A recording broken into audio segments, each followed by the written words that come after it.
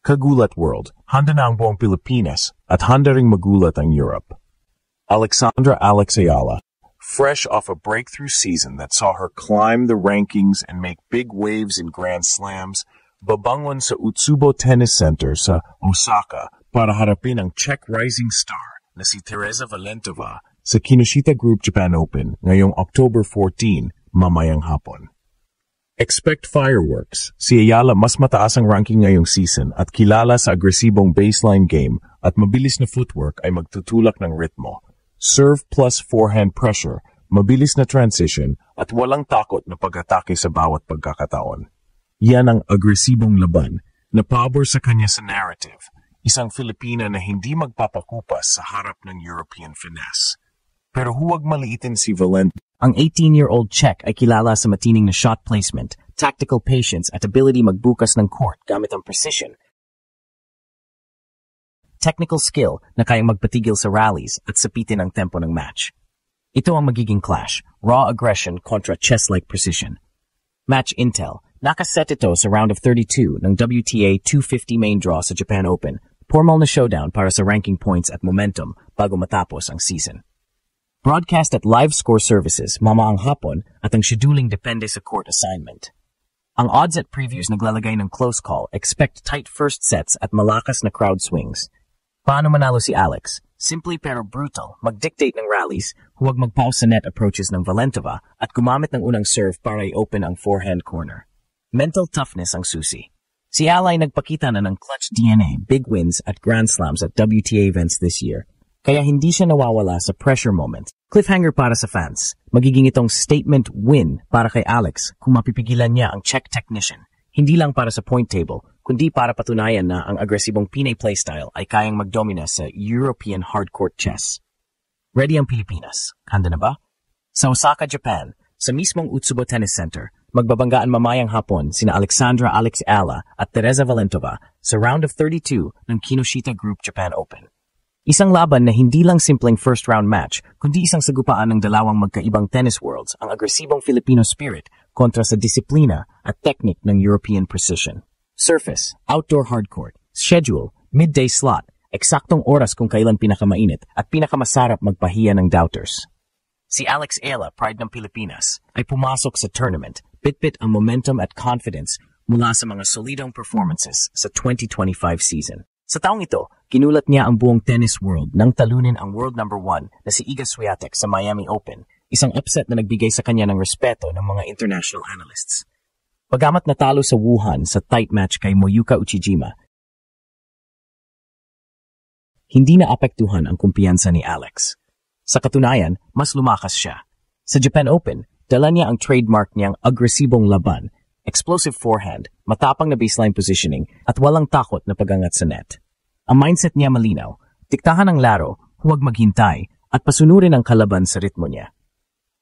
Sa kabilang side ng net, naroon ang 18-year-old na Czech rising star na si Teresa Valentova, isang batang kilala sa kanyang technical skill. Siya ang tipo ng player na tahimik ngunit mautak, matibay sa rallies, mahusay sa shot placement, at may kakayahang baguhin ang anggulo ng court sa loob lamang ng dalawang bola.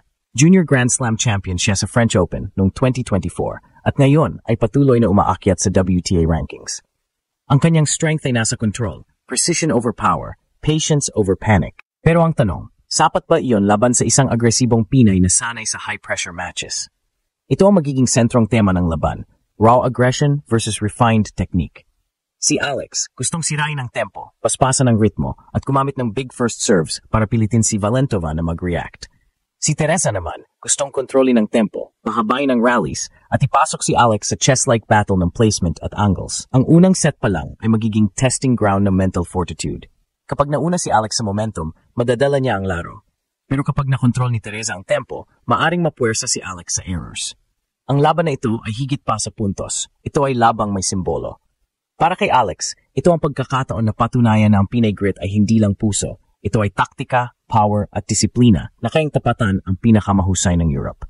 Para kay Valentova, ito naman ang test kung kaya niyang pigilan ang isang kalabang hindi sumusuko kahit nasa momentum. Isa itong laban ng personalidad at prinsipyo, ang walang takot na agresyon ng Filipina laban sa perpektong kalkulasyon ng Czech.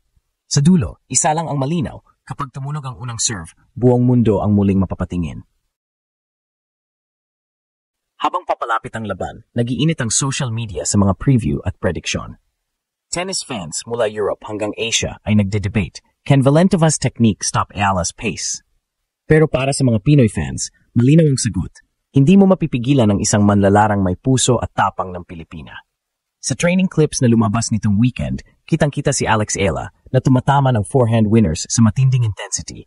Bawat palo, may kasamang sigaw at determinasyon. Ito ang eksaktong energy na dadalhin niya sa Osaka. Controlled chows na kayang magwasak ng kahit kaano ka-technical na kalaban. Ang mga eksperto ay nagbabala. Si Valentova ay hindi typical na European player. Mahusay siyang magbasa ng bola, marunong magpabagal ng tempo at pihasa sa pagbuo ng patterns sa rallies. Ngunit sa mga ganitong laban, madalas na bumibigay ang mga technical na player kapag nakaharap ang explosiveness ni Ayala. Bakit? Dahil si Alex ay may kakayahang baguhin ang direction ng rally sa loob ng isang iglap. Mula defense, bigla siyang nagiging attacker, forcing the opponent out of rhythm. Ang kanyang agresibong laban ay hindi lang power. Ito ay mind game na sinasabayan ng bilis ng instinct. Ang match dynamics ay maaring magsimula sa isang tight opening set.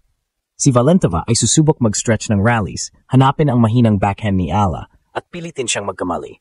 Ngunit kapag nakahanap ng teaming si Alex, lalo na sa cross-court forehand at inside-out winners, doon nababagsak ang Czech youngster.